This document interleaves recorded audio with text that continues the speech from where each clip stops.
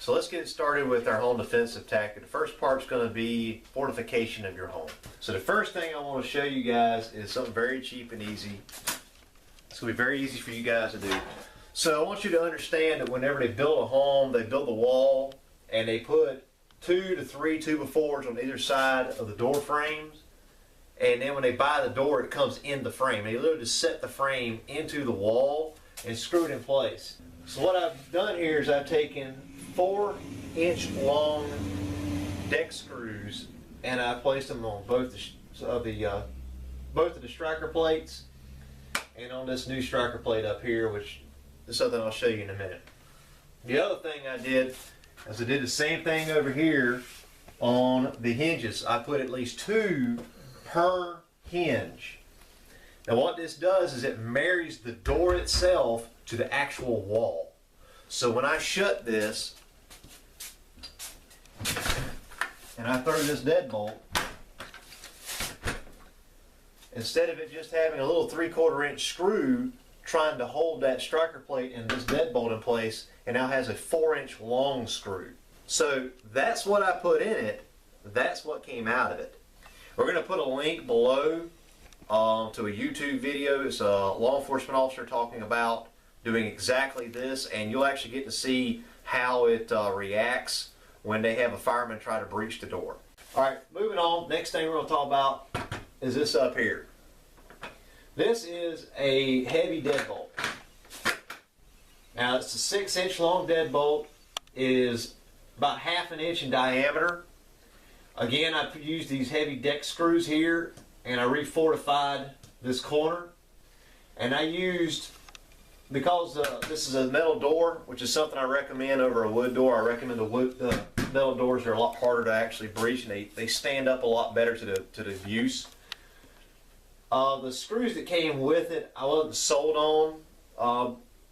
When you start drilling into this thing, you'll see why. It's really not a whole lot of solidity to it. So what I used was called carriage bolts, and I'll show you how you can identify those on the other side. Carriage bolts always have this nice smooth round end. Well, that's what they call it, carriage bolts, because that's what they used to build old carriages with back in the day. So these things are nice and smooth. There's no way for you to get it and twist it and manipulate it. You'd have to literally torch this off or grind it off from the outside. Well, I mean, if they're to that point, it's kind of, you know, mute point anyways. But with this bolt here, and by putting it up high like this, it ensures 2 things. 1, I can't be accidentally locked out of my door. 2, even if I slam the door, gravity's not going to cause this bolt to drop, which is the issue with putting it down low and bolting it, you know, drilling a hole in the floor and having it go into the floor, is that sometimes when you slam that door, it'll drop in place and now you just lock yourself out of the house.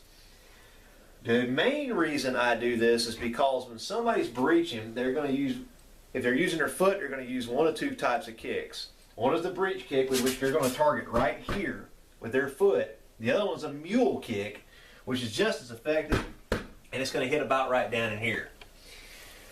So by putting it up high, it's a kind of a fail-safe. Should my long screws fail here, they're still not going to be able to get in because they're going to have to fight this up here. But this up here hadn't been taking as much abuse.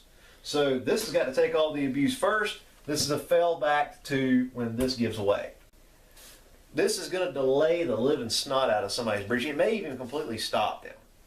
If they're using a battering ram or some kind of a breaching tool, most people aren't going to think to look up, and they're also trying to, you're not as strong with when you're maneuvering with things above your head as you are with them down low, because you can't use all of your upper torso, and if you're trying to swing a battering ram up high, you're using all your energy just to get it up. By the time it actually makes contact with the door, there's nothing there. Down low, you can put your whole body into it and the weight and everything, so there's a lot more force hitting down low.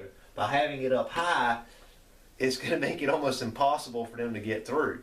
Now, of course, if you want to go nuts over this thing, you can put another one down low, and that just makes it even more solidified.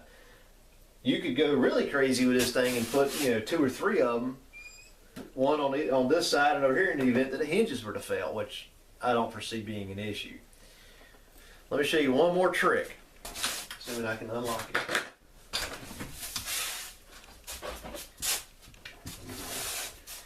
These screen doors, these locks here are not the very best in the whole world. And how I got in it was I just literally grabbed the handle and jerked. That simple. I just snatched that door right open. As soon as I did, I was like, well, I guess that's not as strong as we thought it was, huh? So we came back in and put a little cheap latch. I got 3 of these at Walmart for like $5. It's just one more thing they've got to go through before they can even get to the main door. One last thing I want to talk about with fortification, and that's your windows, because ultimately they're going to give up on the doors and they're going to go to the windows next. They're going to try every door there is, because that's human instinct to try the door, and then they're going to go to the windows next. So let's talk about windows.